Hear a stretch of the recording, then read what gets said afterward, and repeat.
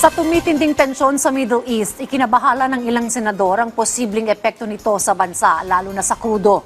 Kaya naman isinusulong ngayon sa Senado ang pagkakaroon ng fuel subsidy. Yan ang report ni Luis Erispe.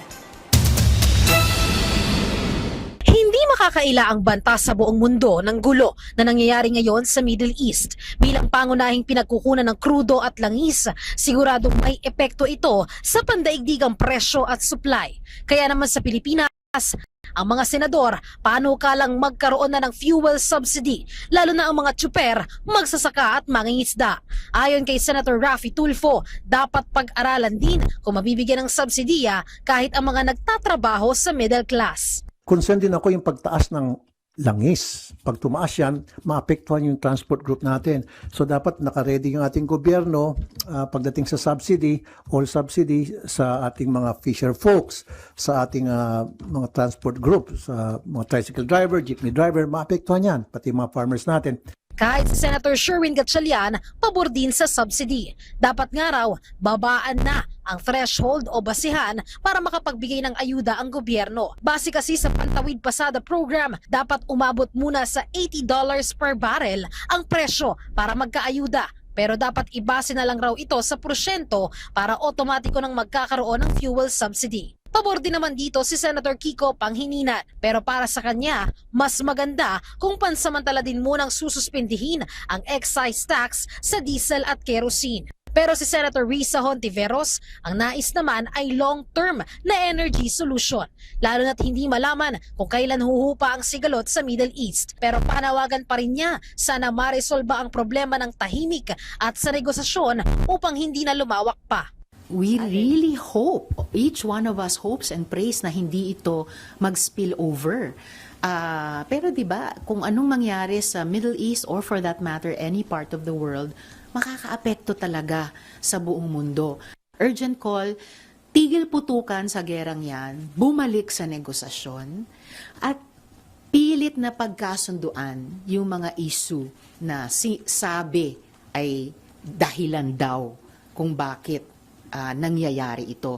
Si Senate President Vicente Sotto III naman naniniwala na posibleng may issue rin sa seguridad na dapat paghandaan ng bansa. Pero umaasa ang senador na hindi ito magkakaroon ng spillover. Marami rin tayong iba't ibang relationship with the United States, with Israel, with other countries. No?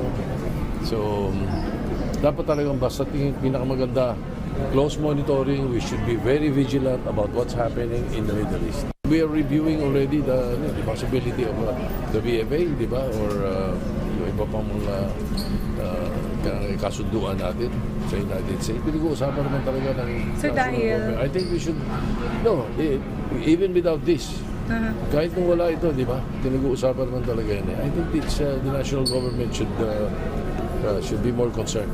Si Senator Erwin Tulfo naman naniniwalang panahon na rin para silipin ang pagkakaroon ng EDCA site sa Pilipinas. Pero kukonsultahin muna ang liderato ng Senado hinggil dito. Samantala si Senator Raffy Tulfo naman nagpaabot ng tulong kay Mary Ann De Vera, ang OFW na namatay dahil sa gulo sa Middle East. Nagpaabot din ng pakikiramay si Senator JV Ejercito. My office have already contacted the relatives of Miss Mary Ann para magbigay ko anumang tulong nararapat. But I know for a fact yung DMW at OWA ay kumontak na rin kung anumang klaseng ayuda ang narapat ibigay dito sa mga kamag-anak or even sa labi ni Mary Ann kung paano may balik sa Pilipinas. Hopefully, it's not the Third World War. Sana magkaroon ng sana ma-resolve kaagad to peacefully. Siyempre, nalulungkot tayo na may isang casualty na tayo, no, na isang Filipina OFW. Sana hindi na ito magdagdagan. And yun po, praying for all of them.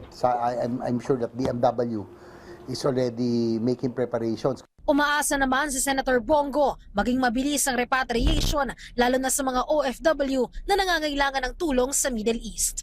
Luisa Erispe para sa Pambansang TV sa Bagong Pilipinas.